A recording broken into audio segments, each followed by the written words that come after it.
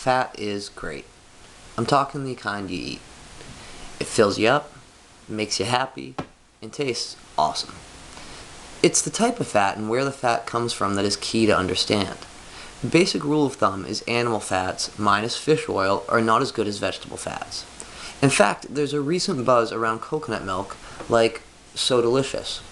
This is organic and packed with calories coming from saturated fat that make you feel full.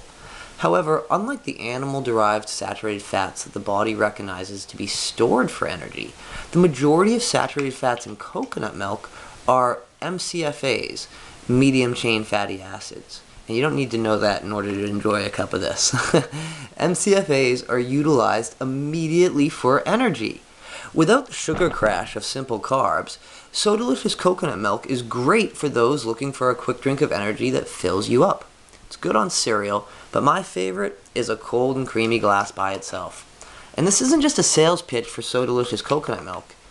It's a sales pitch for fat. Our diets need to go to the source and cut the middleman out. What do I mean? The sources are the plants. The cow, pig, chicken is the middleman.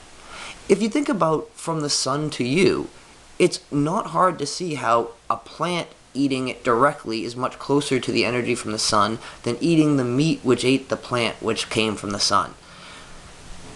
I'm not saying give up burgers because the fat in them isn't as good as the fat in the veggies, or because it's vastly more environmentally friendly to grow plants versus animals. No way. I love a couple of McDoubles with mac sauce as much as the next guy. But that saying about absence making the heart grow fonder is true with food. Eating smaller portions of meat, and not as often, is healthier for you and the planet.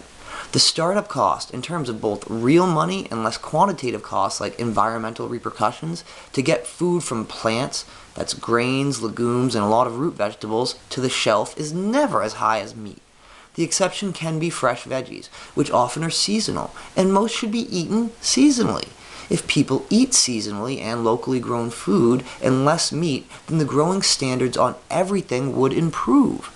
Instead of organic being the expensive alternative due to a response in demand, it becomes the constant. Clearly, people don't have to jump on this mature and conscientious bandwagon.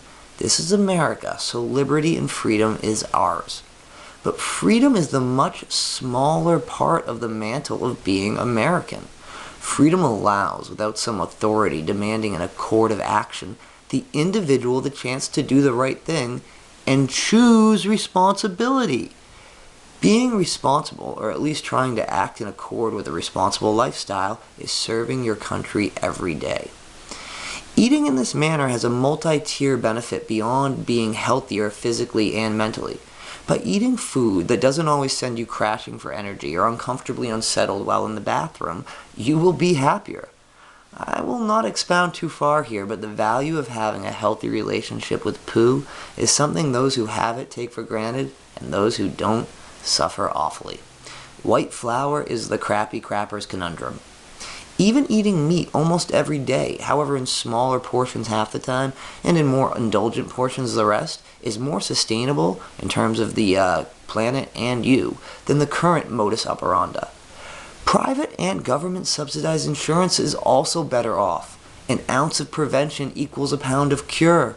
By limiting meat and processed carbs, eating more whole foods and less processed goods, you will stimulate a whole plethora of health issues that revolve around that nutrition. Furthermore, the environment is better. The water and food that go into growing meat and the amount of methane animals produce would all respond to more appropriate and sustainable levels.